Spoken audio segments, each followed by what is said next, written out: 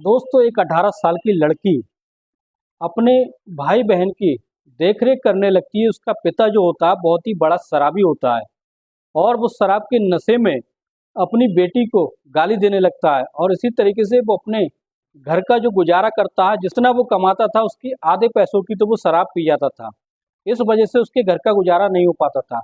उसके 6 बच्चे थे। 6 बच्चों में सबसे बड़ी एक लड़की होती है। एक लड़की जो होती है, लेकिन वो उसके घर का जब गुजारा नहीं होता तो वो लड़की ऐसा काम करती जिसके बाद कोई पैसों की कोई कमी नहीं होती, लेकिन हर उसकी इज्जत हर दिन तार तार होने लगी थी। दोस्तों आखिर वो लड़की कौन होती है और उसकी सच्चाई के बारे में जानते हैं। दोस्तों ये सच्ची घटना है। बिहार के रहने वाला एक परिवार जिसके मुखिया जो होते हैं, जिसका नाम नरेंद्र कुमार होता है। दोस्तों वो उनकी उम्र लगभग 55 साल की होती है और उनके 6 बच्चे होते हैं।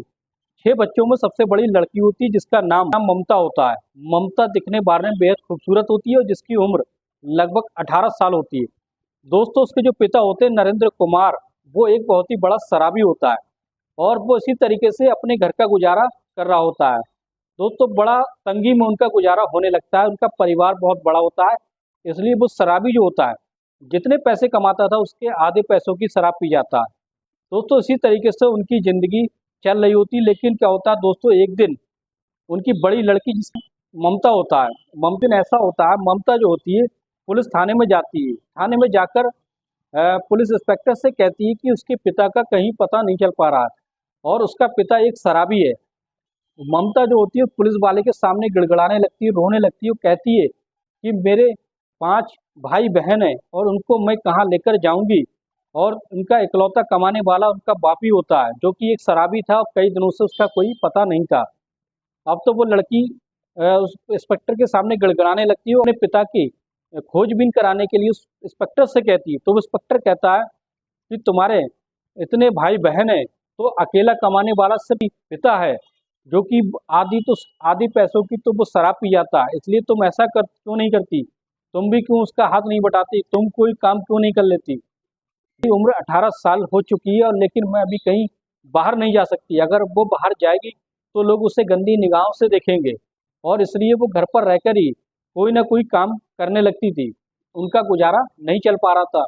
तभी ममता जो होती है अपने भाई बहन को लेकर पहुंच जाती है और दिल्ली में रहकर अपनी माता और अपने भाइयों का अच्छे से देखरेख करने लगती है। उसी तरीके से दोस्तों एक दिन ममता जो होती है वो काम की तलाश में निकल जाती है। एक दिन वो एक ऐसे रईसजादे के घर पर पहुंच जाती है जिसका नाम हीरा लाल होता है, जिसकी उम्र लगभग 50 साल की होती है। जैसे ही वो हीरा लाल के यहाँ पहुंचती है, हीरा लाल से काम मांगने के लिए जाती है। दोस्तों हीरा लाल जो होता है ममता को जैसे देखता है तो वो लार टपकाने लगता है। उसकी नज़र जो होती है उसकी ममता की जवानी पर होती है और वो ममता से कहने लगता है कि तुम्हें क्या काम करना आता है। तो ममता कहती है कि मैंने आज तक कोई काम नहीं किया, लेकिन उसका एक पिता था जो उसके घर की देखरेख करता था, लेकिन उसका कोई पता नहीं है।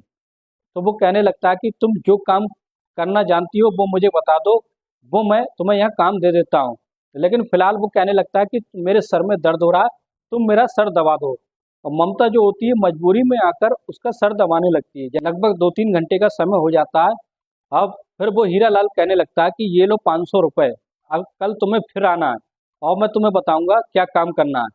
जैसे ही अगले दिन जो होती ममता उसके हीरा लाल के घर पर आती है तो ममता से हीरा लाल पूछने लगता है, अब तुम बताओ कौन सा काम करना जानती हो, कौन सा काम कर सकती हो? तो ममता जो होती है वो तो बहुत परेशान होती है अपने भाइयों और बहन के बारे में सोचकर। वो कहने लगती है कि मुझे कोई भी काम दे दो, मैं करने के लिए तैयार हूँ।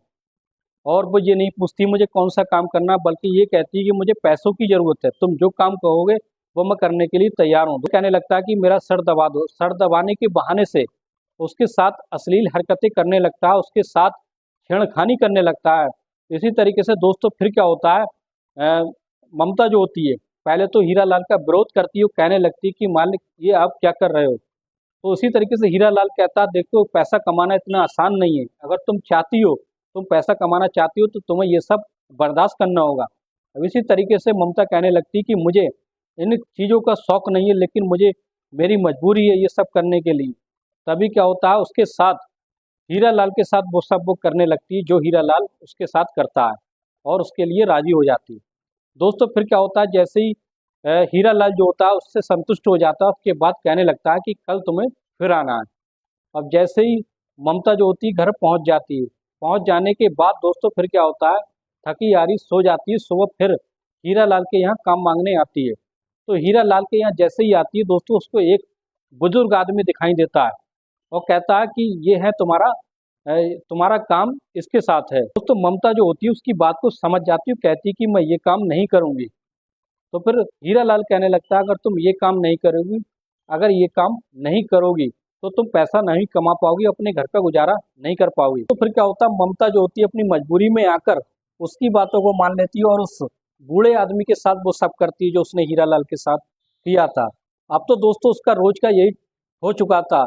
जब भी वो अगले दिन आती उसको नए नए मर्दों के साथ सोना पड़ता, उनके साथ संबंध बनाने पड़ते। दोस्तों ऐसी धीरे धीरे करके उसकी आर्थिक स्थिति, ममता के घर की स्थिति सुधरने लगी थी, लेकिन ममता की जिंदगी बर्बाद हो चुकी थी। ममता की इज्जत को तार तार किया जाता था। दोस्तों इसी तरीके से ममता अब तो यही सोचने लगी थी कि उसकी जिंदगी में कुछ नहीं रखा है, लेकिन वो अपने भाइयों और बहनों के बारे में सोचने लगती कि वो उनको अच्छी शिक्षा देगी, अपनी बहनों की शादी करेगी और वो अपनी जिंदगी के बारे में भूल जाती है। ममता जो होती है धीरे धीरे करके एक दिल्ली के सबसे बड़े कोठे जीबी रोड पर पहुंच जाती है। फिर क्या होता है, फिर वो यही सब काम करने लगती है। अब तो ममता की पास पैसे की कमी नहीं थी, अच्छा पैसा था, अच्छा घर-बार होता है। अपने भाइयों और बहनों को अच्छी शिक्षा देती है और शिक्षा देने के बाद उनकी शादी को कर देती है। लेकिन जैसे ही उनको उनके भाई बहनों को उसके बारे में, उसके त्याग के बारे में पता चलता है कि उसने हमारे लिए कितना त्याग दिया है, उसने अपनी ज़िंदगी को बर्बाद कर दिया। उसके शराबी पिता जो होता है, उसकी बाद में पता चलता है कि उसके शराबी पिता नरेंद्र कुमार की बुरी तरीके से मौत हो चुकी है, क्योंकि और शराब से ज़्यादा शराब पीने के कारण उसकी मौत हो जाती है। अब तो ममता जो होती है, ममता का कार्यभार अपनी माता से लेकर अपनी भाई बहनों पर आ जाता है और इसी तरीके से ममता जो होती है अपने उस जिम्मेदारी को निभाते हुए आगे चलती है और इसी तरीके से वो आज तक उसी काम को कर रही है, अपने मन को मारकर, अपनी ज़िंदगी को खराब करके। दोस्तों ये थी उसकी त्याग की कहानियाँ, जो एक बहन ने अपने भाइयों के लिए इतना बड़ा त्याग दिया, अपनी ज़िंदगी को बलिदान दिया।